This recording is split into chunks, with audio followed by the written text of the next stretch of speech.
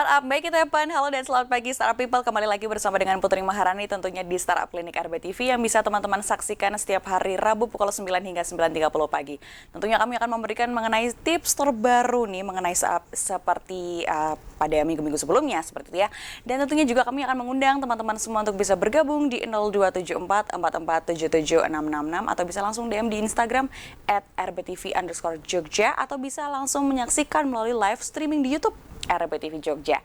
Dan senang sekali pada kesempatan pagi hari ini Putri Maharani dapat berbincang bersama dengan Mas Anugrah Rizky Putra Satyadi selaku co-founder dan business commissioner Psikologiku akan membicarakan mengenai tips dan strategis for boosting product potential. Tapi karena beliau tidak ada di sini sekarang melalui Zoom, nah kita akan sapa terlebih dahulu ya. Halo, selamat pagi Mas Rizky. Selamat pagi, Mbak Putri. Apa kabar Mas Rizky? Baik, alhamdulillah baik, sangat baik. Alhamdulillah. Ya Mas, ini hari ini sepertinya akan seru sekali karena kita akan membincangkan mengenai tips dan strategis for boosting product potential gitu ya. Tapi sebelum memasuki nih, sebenarnya seperti apa sih untuk tips-tipsnya juga strateginya nih dalam apa ya, istilahnya mendistribusikan produk agar tepat sasaran juga, karena sebenarnya ini yang kunci utamanya seperti itu ya Mas ya kalau kita mau membangun sebuah startup gitu ya. Nah, mungkin boleh dijelaskan dulu terlebih pertama nih mengenai Psikologiku ini tuh apa sih Mas sebenarnya gitu. Oke, jadi terima kasih Mbak Putri. Sebetulnya Psikologiku ini sebuah platform yang memang mewadahi para user atau mungkin customer yang membutuhkan layanan psikologi. Jadi kita di sini memiliki berbagai produk seperti konsultasi, masalah keluarga, masalah percintaan, masalah diri kita sendiri, masalah karir bahkan. Kemudian juga ada produk psikotes offline online dan juga di jenjang karir. Sehingga kita memang membantu permasalahan setiap orang menggunakan metode psikologi sendiri. Jadi kita di sini juga sedang running dengan berbagai partner, terutama juga di Amcom, sehingga kita juga ingin meluaskan bahwasannya memang dari kami ini memang pure dengan keilmuan psikologi yang dimana kita juga ingin mengawinkan antara konsultasi dan juga psikolog dan juga psikotes seperti itu, sehingga itu memang satu kesatuan yang menjadikan itu sebagai platform psikologi seperti itu. Oke, jadi memang ini sebuah solusi juga untuk teman-teman yang sekiranya ada permasalahan bisa berkonsultasi seperti itu ya Mas ya. Nah, ini apakah secara Betul, betul. online atau juga bisa untuk offline nih Mas kalau di Psikologiku sendiri? Oke, kita sangat bisa untuk offline. Memang untuk offline kita ada di beberapa titik, tapi kalau optimalnya biasanya kita di Jawa Timur seperti itu. Tapi kita sangat bisa offline, meskipun kita nanti ada offline di luar dari kantor kita di Jawa Timur, misalkan ada di Jogja, mungkin ada di Jakarta atau Bandung, itu kita sangat bisa sekali. Kita nanti sesuaikan dengan klien kita seperti itu. Oh, oke. Kemudian ini awal mulanya sendiri Mas, untuk dari adanya Psikologiku gitu ya. Apakah memang ada orang-orang terdekat atau juga mungkin lingkungan gitu ya? Karena kan sebenarnya kalau kita memberikan sebuah solusi itu kan pasti adanya permasalahan yang dikiranya tuh banyak dibutuhkan oleh lingkungan sekitar kita ataupun juga orang lain gitu. Nah, ini awal mulanya seperti apakah akhirnya ada si Psikologiku juga ini? Apakah mungkin dari ada teman-teman terdekat yang sekiranya, oh aku kok sepertinya susah ya untuk berkonsultasi dengan psikolog dan lain sebagainya, atau seperti apa nih Mas Rizky?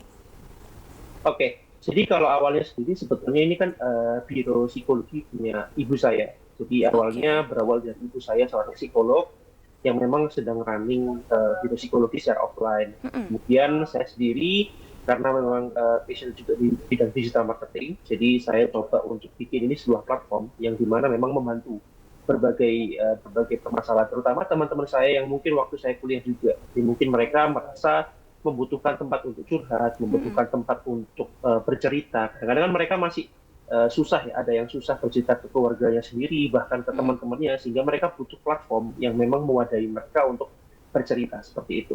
Di Oh. samping itu, kadang-kadang juga kita berikan asesmen, di mana asesmen nanti berupa psikotes, mungkin mungkin yang mereka ingin masuk ke dalam dunia kerja, dunia industri, apapun itulah, kita bantu seperti itu. Sehingga platform ini memang terbentuk yang berawal dari perjalanan milik ibu saya yang sudah lebih dari 10 tahun awalnya, kemudian saya bikin digital 1 tahun ini untuk lebih memperluas lagi di dunia, dan tidak hanya offline, tapi saya kepingin online karena saya berpikir bahwa mungkin masyarakat Indonesia juga perlu tahu bahwasanya kita punya produk yang bisa menjangkau dan juga membantu memenuhi kebutuhan dari mereka sendiri. Sehingga kita juga banyak partner dari tidak hanya di Pulau Jawa, kita ada di Pulau Sumatera, Kalimantan, tapi kita pakai partner sehingga itu yang bisa membantu kita musim sampai saat ini seperti itu. Sehingga perjalanan ini yang mungkin menjadi titik balik dari awalnya mungkin biro psikologi offline milik ibu saya menjadi online, menjadi lebih nasional seperti itu. Oke, betul sekali. Karena kalau misalnya offline, kita juga susah ya Mas, yang menjangkaunya. Misalnya katakanlah di Yogyakarta, hanya orang-orang Jakarta, Yogyakarta dan sekitarnya aja mungkin yang mau dateng gitu ya. Kalau misalnya online, ini Betul, bisa lebih menasional gitu ya Mas ya. Nah ini untuk betul, betul. Mas, untuk strateginya sendiri ya, seperti apa nih yang akhirnya juga oke, psikologi, konsultasi secara dengan online gitu kan. Ini kan sebenarnya sesuatu hal yang mungkin bisa dibilang nggak baru-baru banget juga, tapi ketika dalam artian kayak ketika klien pengen bercerita tentang permasalahannya gitu kan, kadang ada yang ngerasa lebih enak ketika tuh ngobrol offline gitu loh Mas. Nah ini Iya. apa yang dilakukan Mas Rizky untuk membuat strategi agar ketika online pun juga rasanya tuh juga sama-sama nyaman gitu. Oke, jadi kalau memang saya di sini kan kadang-kadang juga survei ke beberapa responden lah itu seperti itu. Mm-mm. Jadi mereka kadang-kadang itu karena mungkin udah terbiasa kerjanya WFH misalkan atau WFA seperti itu sehingga mereka udah mulai terbiasa dengan Mm-mm. platform mungkin Zoom, Google Meet, kemudian mungkin melalui WhatsApp video call seperti itu. Nah, Mm-mm. sehingga itu yang membuat kami yakin bahwasanya berbagai metode itu bisa dilakukan. Oke. Jadi kadang-kadang itu di kota itu sendiri mereka nggak mau bertatap muka secara offline, mereka malah minta online. Nah, itu dia Oh. yang menjadi apa ya, istilah menjadi semangat kami untuk ya udah kita coba berkembang ke arah online yang Mm-mm. sebetulnya hampir sama. Karena kan kita pasti ketika konsultasi misalkan atau mungkin psikotes yang pasti pertama adalah kita suruh untuk on cam, tetap on cam, Mm-mm. kemudian on mic ketika diperlukan atau mungkin ketika ingin berbicara, sehingga sebetulnya kita hanya berpindah platform saja yang mungkin Mm-mm. bertemu secara fisik menjadi bertemu secara virtual, sehingga mereka juga mulai nyaman meskipun kadang-kadang orang tua yang mungkin sudah berumur 50 kadang mungkin masih suka yang offline, tapi ternyata ada beberapa karena mungkin sudah terbiasa di rumah, sudah nyaman dengan pekerjaan ketika dikerjakan di rumah, Mm-mm. itu juga beralih kepada online sehingga itu yang membuat kita harus cepat-cepat beralih ke online, harus cepat-cepat beradaptasi dan kita juga melihat berbagai peluang itu, berbagai saran dari klien kita yang sudah menjadi alumni, kita katakan mungkin sudah bukan atau yang belum, sehingga itu yang jadi salah satu power kita, salah satu semangat kita untuk bisa lebih terus berkembang seperti itu. Oke, memang karena sangat penting sekali ya ketika sekarang semua zaman juga sudah serba online. Kalau misalnya kita juga hanya offline juga, kita akan miss change juga gitu ya. Kita melewatkan peluang yang Betul, ada seperti itu ya Mas ya untuk menyebarkan lagi biar dapat ibaratnya market lebih banyak lagi seperti itu ya. Dan betul, betul. seperti apa nih Mas mungkin untuk tipsnya gitu kan untuk melakukan strategi karena kan sebenarnya oke kita akan melakukan ini secara online gitu tapi kan nggak cuman oke kita buat Instagram kita buat platform social media kemudian ya udah cuma tinggal posting-posting aja pasti kan ada tips-tipsnya dan juga strateginya nih dalam kita membangun sebuah potential product juga. Nah ini kalau dari Mas Rizky sendiri seperti apa Mas strategi yang harus dilakukan step awalnya sendiri gitu. Oke, jadi kalau strategi sendiri yang pasti selain dari mungkin posting dan lain-lain, tidak juga hanya ada iklan. Iklan itu memang untuk membantu digital juga kita membantu untuk menjangkau ke seluruh Indonesia. Mm-mm. Tapi yang pasti ketika awalnya sendiri kita memang sedang memperbanyak partner. Jadi partner ini memang yang sangat membantu kami dan kami juga sangat luar biasa Oke. apa ya berterima kasih juga pada semua partner apapun itu karena partner-partner kami ini tidak hanya di daerah kami saja, tapi di luar daerah sehingga itu yang membantu kami untuk lebih berkembang lagi, lebih besar lagi, lebih apa ya, lebih luar biasa. Sehingga strategi kita yang pasti pertama adalah memperbanyak teman karena banyak teman banyak rezeki itu seperti itu, Iya. banyak relasi banyak rezeki. Itu yang saya yakini dan memang itu alhamdulillah works juga di startup kami sehingga itu yang kita perbanyak kemudian kita juga fokus untuk di digital marketing kita iklan tidak hanya fokus di satu daerah aja tapi kita coba mengembangkan ke seluruh daerah sehingga ada beberapa klien kami yang memang ternyata berasal dari Papua ada yang berasal dari NTT ada yang berasal dari Oke. Maluku sehingga kita juga sudah menjangkau dari Sabang sampai Merauke seperti itu, karena mungkin terbantu dari online ini. Dan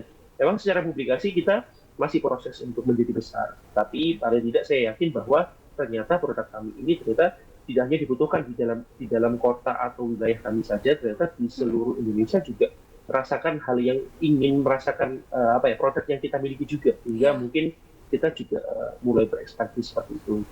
Terlepas dari kita adain misalkan collab webinar, kemudian nanti ada live Instagram, kemudian nanti pasti bikin konten-konten juga, kemudian nanti kita juga punya affiliate dengan beberapa kampus, dengan beberapa sekolah, sehingga itu yang bikin kita lebih trending lagi, dan ya mungkin salah satunya juga terbantu oleh RBTV seperti itu.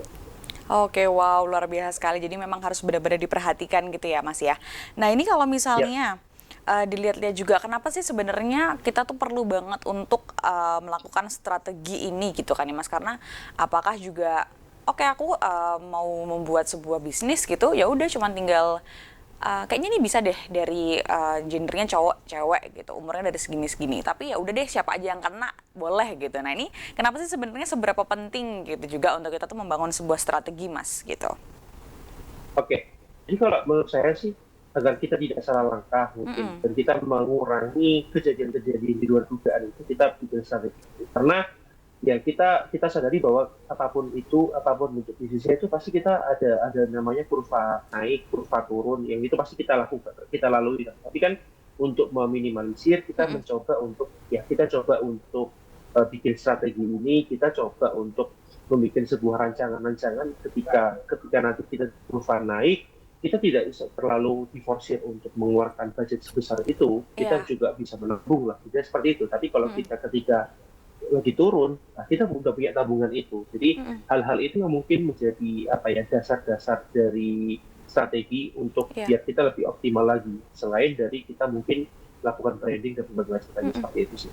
Oke, jadi memang banyak sekali hal-hal yang harus diperhatikan juga, seperti itu harus tahu betul gitu ya strateginya, melangkahnya seperti apa. Nah, setelah ini Mas Rizky, kita juga masih akan membicarakan mengenai tips and strategies for boosting product potential, tapi kita akan jeda terlebih dahulu. Jadi jangan kemana-mana, Startup People, tetap bersama kami tentunya di Startup Clinic RBTV.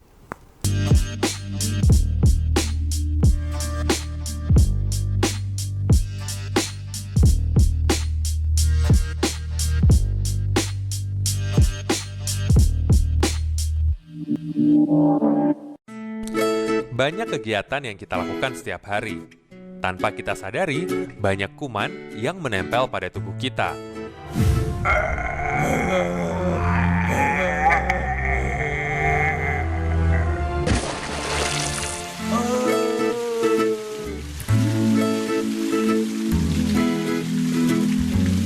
Ayo, biasakan cuci tangan sebelum dan sesudah melakukan kegiatan. Iklan layanan masyarakat ini dipersembahkan oleh RBTV dan Git Solution. Amicom, a private entrepreneurial model university by UNESCO. International Program 80 International Award. Prodi Prospektif di era ekonomi kreatif. Gold Rem Award dan Grand Prize Sikap. Battle of Surabaya. Universitas Amicom Yogyakarta. Creative Economy Park.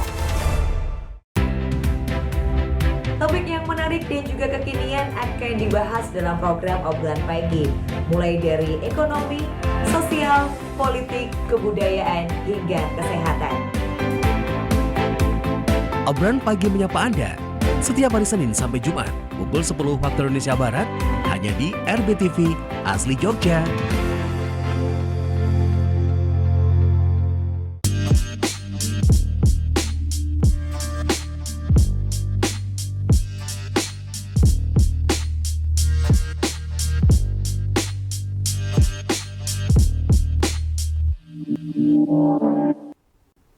Startup People, Anda masih menyaksikan Startup Clinic RBTV bersama dengan Mas Anugrah Rizky Putra Satyadi selaku co-founder and business commissioner Psikologiku, masih membicarakan mengenai tips and strategies for boosting product potential. Tadi juga sudah banyak sekali yang kita bahas, ternyata penting sekali juga untuk strategi untuk bagaimana caranya kita meningkatkan ataupun juga memperluas target market kita seperti itu ya Mas Rizky ya. Dan ini pengen tanya juga nih Mas Rizky ya, mengenai gimana sih Mas untuk caranya kita tahu, karena kan biasanya kalau kita sudah punya suatu bisnis gitu, kadang-kadang kita pengen marketnya tuh sebesar-besarnya, seluas-luasnya gitu, tapi kan kita tidak memungkiri bahwa nggak semua market itu mungkin bisa masuk ke bisnisnya kita gitu ya. Nah ini untuk gimana caranya biar kita bisa tahu nih, oh oke, kita tepat sasaran nih untuk target marketnya, apakah kita juga perlu harus istilahnya riset juga ke lingkungan atau seperti apa Mas Rizky?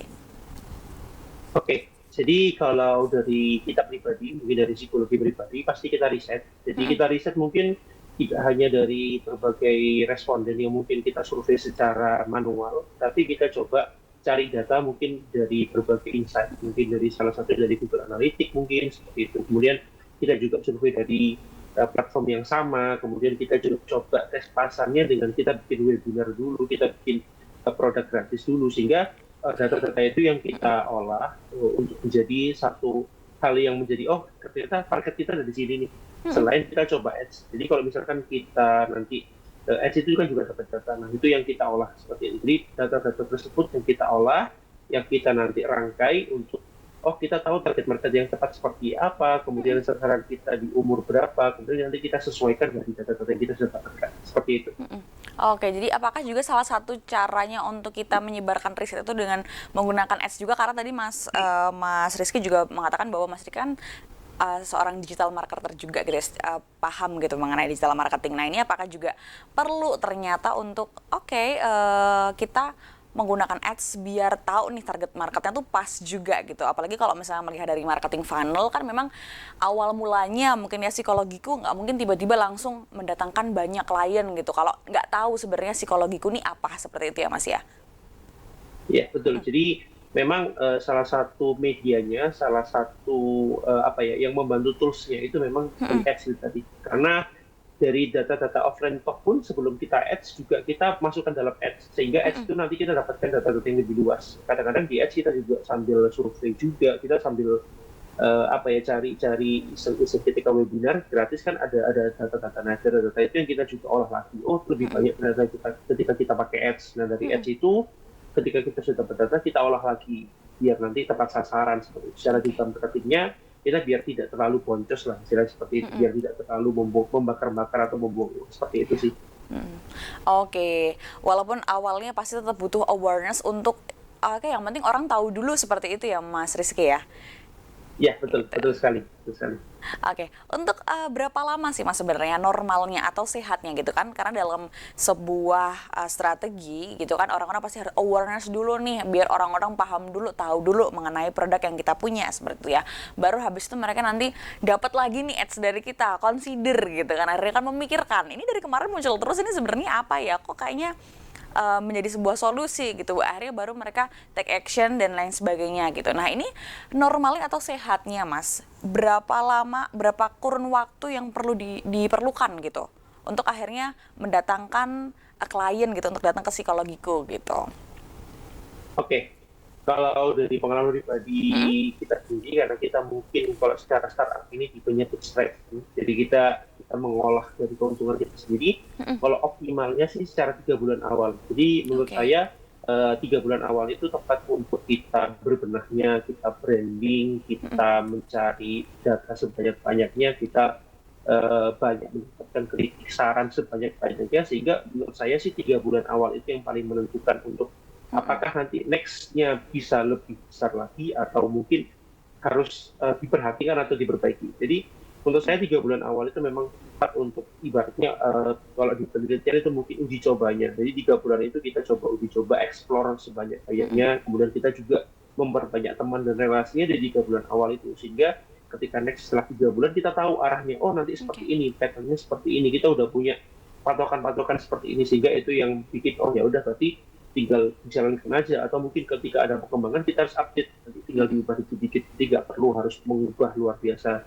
Ataupun nanti ketika perjalannya waktu, ketika memang dihadapkan pada shifting atau mungkin perubahan model bisnis, paling tidak kita sudah lebih siap ketika setelah 3 bulan awal ini tadi. Oke, Oke, berarti memang 3 bulan awal ini bisa dibilang sangat krusial juga ya untuk menentukan kira-kira kita bisa nggak nih untuk mengembangkan lebih jauh atau enggak gitu ya Mas ya. Betul, betul sekali, Oke. betul. Oke, nah misalnya nih Mas, sebuah pasti kan kita dalam berbisnis itu kan nggak ada yang namanya semuanya mulus terus gitu ya. Pasti kita menemukan beberapa kerikil-kerikil di jalan gitu ya ketika mau mengembangkan sebuah bisnis gitu. Katakanlah mungkin ada di beberapa produk yang lain gitu, mungkin kita kayak berhasil gitu menggunakan strategi yang 3 bulan ini gitu. Nah ternyata ada satu produk yang miss nih, atau mungkin ada suatu program yang miss juga nih ternyata. Kok ini nggak sengebus yang lain gitu ya. Nah itu biasanya apa yang harus dilakukan nih Mas oleh Mas Rizky? Apakah juga mengganti bisnis modelnya, mengganti strateginya atau seperti apa?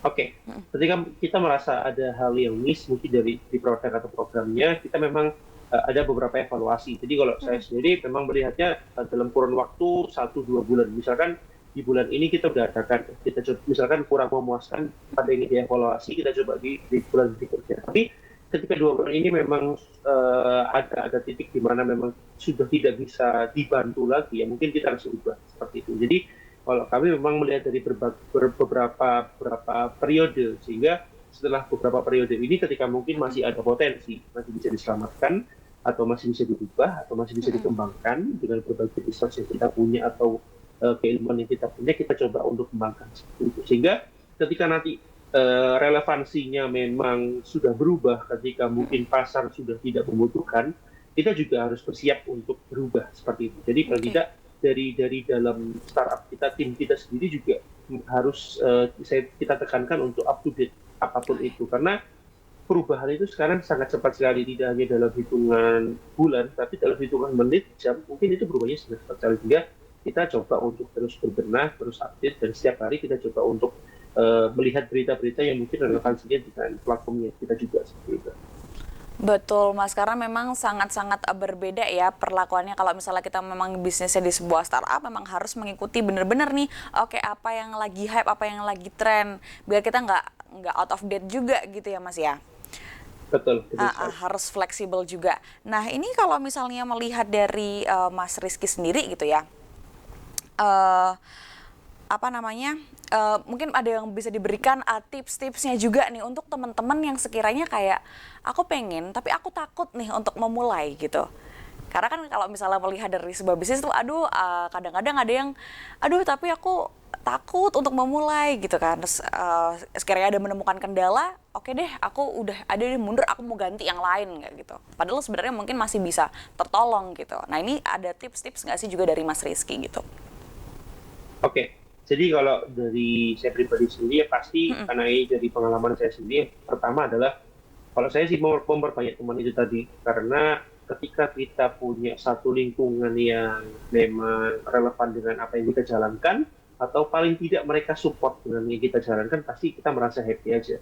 Jadi secapek-capeknya kita pasti happy, dan ketika kita happy kita pasti mau lebih cari tahu lagi tentang up to date terkini, tentang relevansi dari produk kita, tentang apa yang mungkin lagi tren, atau mungkin apa yang sudah tidak relevan, itu pasti. Kemudian yang kedua, kalau dari saya sendiri pasti mungkin harus mencari ibaratnya mentor, karena di situ nanti mentor bakal memberikan insight-nya untuk kayaknya produkmu ini udah mulai kurang, coba kamu ganti ke ini. Jadi ada ide-ide baru. Jadi selain dari teman, kita dari mentor, kita juga ikut kayak mungkin program-program yang juga bisa membantu kita lebih ter-up to date, sehingga kita juga pribadi ketika sudah disokong seperti itu, pribadi kita juga harus mau semangat untuk update seperti itu. Karena kembali lagi pada dasarnya kan kembali ke diri kita sendiri, apakah kita mau atau tidak, idenya seperti itu. Ketika kita mau untuk berbenah, kita mau untuk berubah, pasti nanti akan ada jalannya sendiri.